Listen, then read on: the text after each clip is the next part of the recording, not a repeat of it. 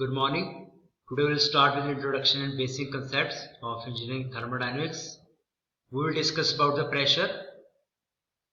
The actual pressure at a given position is called absolute pressure and it is measured relative to absolute vacuum. Absolute vacuum means zero. So this is your absolute pressure here. So this is the absolute vacuum. It means zero pressure, nothing. And this absolute pressure will start from here to the whatever pressures you had.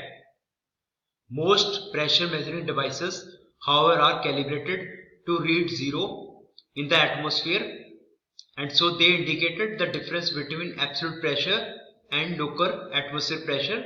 The difference is called the gauge pressure. So means most of devices don't take this atmospheric pressure into account. They will give you reading above this line, means atmospheric pressure, and they will give only this much amount of value, and this value is called gauge pressure. So whatever gauges we will use to measure the pressure of your car tire, they will give you the gauge pressure. So like other pressure gauges, the gauge used to measure the air pressure in an automobile tire reads the gauge pressure. Therefore, common reading of 22 psi indicates a pressure of 32 psi above the atmospheric pressure at a location where the atmospheric pressure is 14.3 psi. For example, the absolute pressure in the tire is 32 plus 14.3 is equal to 46.3 psi. It means the gauge pressure will give you this 32 reading, but you have to add additional 14.3 value to get the absolute pressure. So there is one more term that is called vacuum pressure. So what is vacuum pressure? So this is your atmospheric pressure. Sometimes we have to measure how much pressure is lesser than atmospheric pressure. So this below here atmospheric pressure is called your vacuum pressure, and atmospheric pressure is equal to absolute pressure plus vacuum pressure. Pressure is the compressing force per unit area and it gives the impression of being a vector. However, pressure at any point in a fluid is same in all directions, that is its magnitude, but not a specific direction, and thus it is also a scalar quantity. You can see example of here. This is your container, wall of container. This is the fluid here. The pressure at this point of vertical side of the wall is the minimum, while when you go down, the pressure exerted by this fluid on this vertical wall will increase linearly. So it means the pressure at the bottom of the wall is maximum. Most of the dams at the bottom have the widest wall at the bottom because at the bottom the pressure is highest. Variation of pressure with depth. It will come as no surprise to you that pressure in a fluid at rest does not change in horizontal direction. So in horizontal direction pressure is fixed, but when you go vertical and downward direction in a gravity field, pressure in the field increases with depth because more fluid rests on deeper layer, and the effect of this extra weight on deeper layer is balanced by increase in pressure. So you can see here this is the amount of fluid, so pressure is less, but on this layer there are all layers are putting some pressure on this layer, so pressure at this point is much higher, and to balance that pressure there must be some pressure from downward side, so that this layer of the fluid will remain in equilibrium position, it will remain at stable position. So you can take with the help of example this free body diagram of a rectangular fluid element in equilibrium. So this we will take small amount of fluid with a del z, that is the height of the fluid, and with the del x, that is this length of the fluid, while depth we will take as unit, means del y element we will take as unit.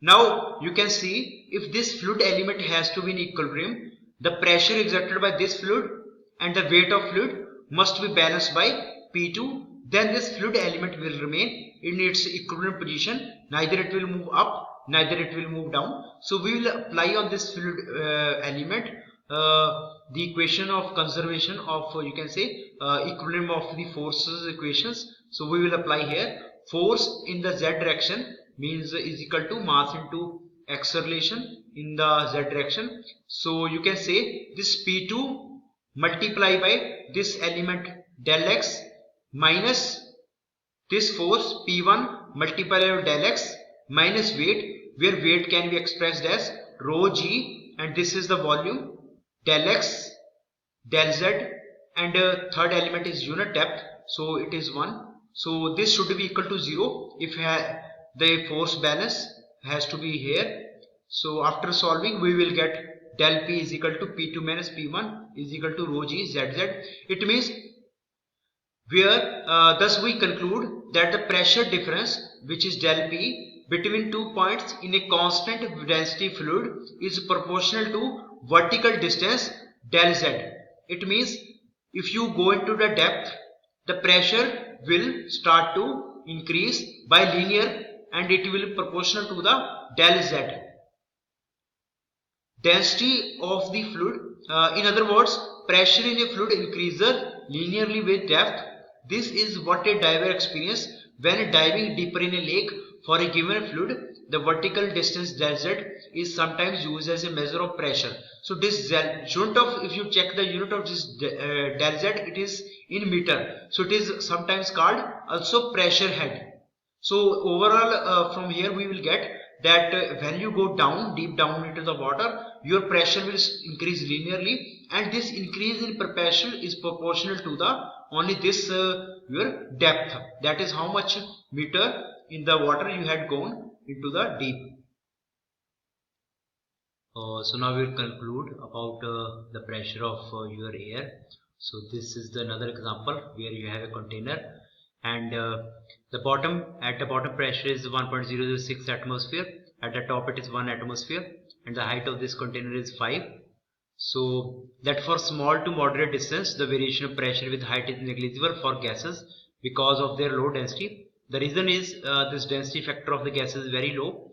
So this it will overtake the other factors, and the overall pressure P at you can say bottom is almost near to the top if the distance in the height is very less.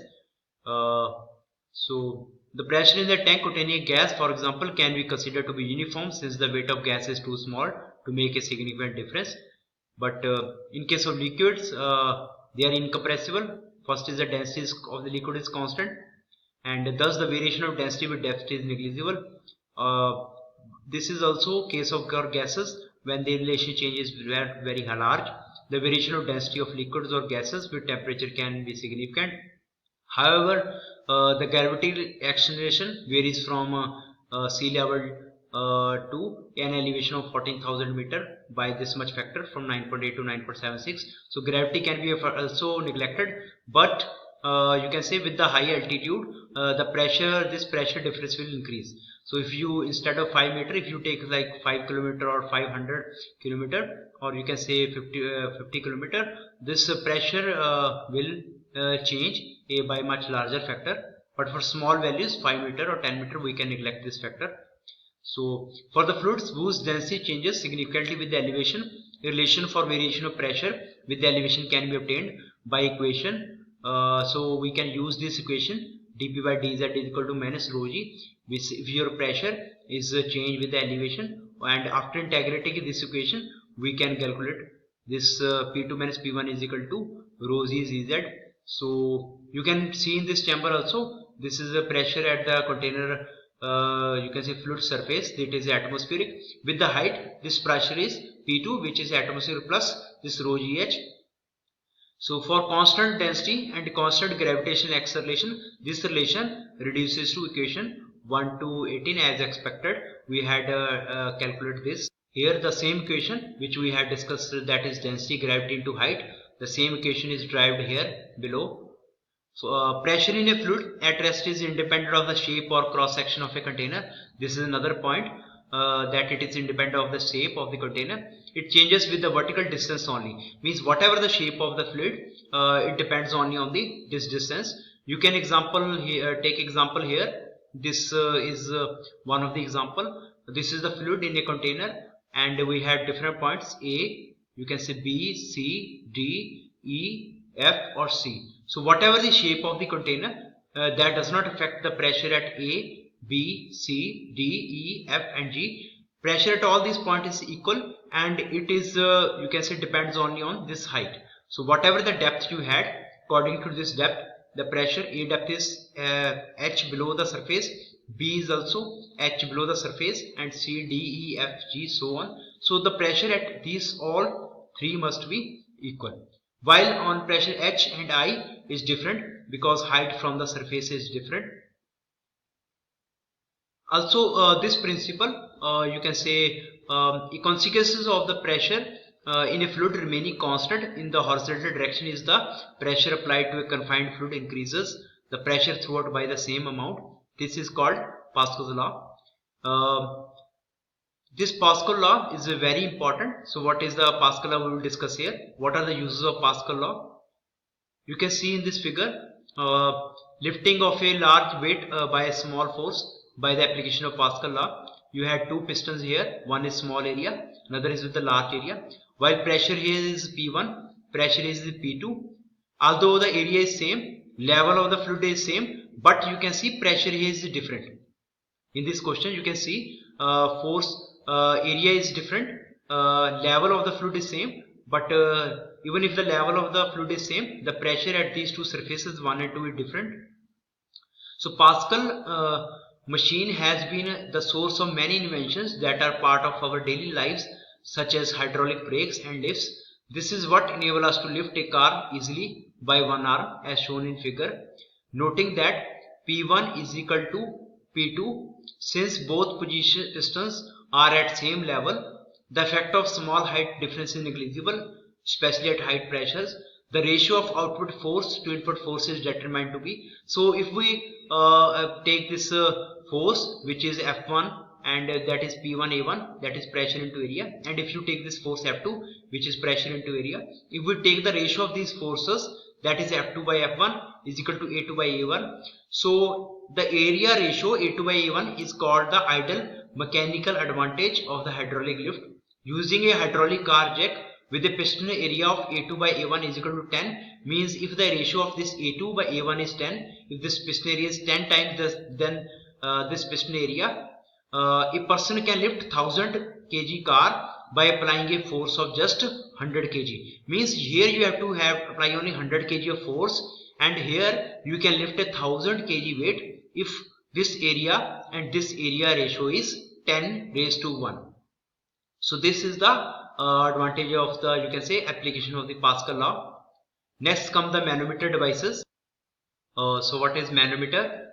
So we notice from the above equation that elevation change of del z in a fluid at rest corresponds to del p by rho z, which suggests that the fluid column can be used to measure pressure difference. It means if this is the height gained by fluid, due to the gas pressure in this container, this gas pressure will displace the fluid by this height. So the difference in the level of the fluid from 1 to here is will give you the pressure of the gas. A manometer mainly consists of a glass or a plastic U-tube, this one, containing one or more fluids such as mercury, water, alcohol or oil. Mostly in manometer we had mercury, because the density of the mercury is high. The larger is the density of mercury, the maximum, you can say, lesser will the height in the column and smaller is the size of tube. To keep the size of manometer to a manageable level, heavy fluids such as mercury are used if large pressure differences are anticipated.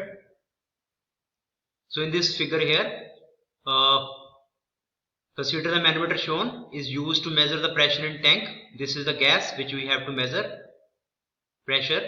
Since the gravitational effect of gases are negligible, the pressure anywhere in the tank at the position 1 has the same value. So this is so gravitational effect are neglected. So within the tank the pressure is uniform, whether it is at this level, at this interface, or whether here, whatever, the pressure is same. Furthermore, since pressure in a fluid does not vary in horizontal direction within the fluid, the pressure at point 2 is same as the pressure at point 1. So at 1 and 2 pressure is same. So whatever pressure here at 1, the same is at P2. It means P2 is equal to P1. The differential fluid column of height h is in static equilibrium and it is open to atmosphere. So outside pressure is atmospheric here. Here pressure is atmospheric. So this is in static vector means that this column is fixed, it will remain stable.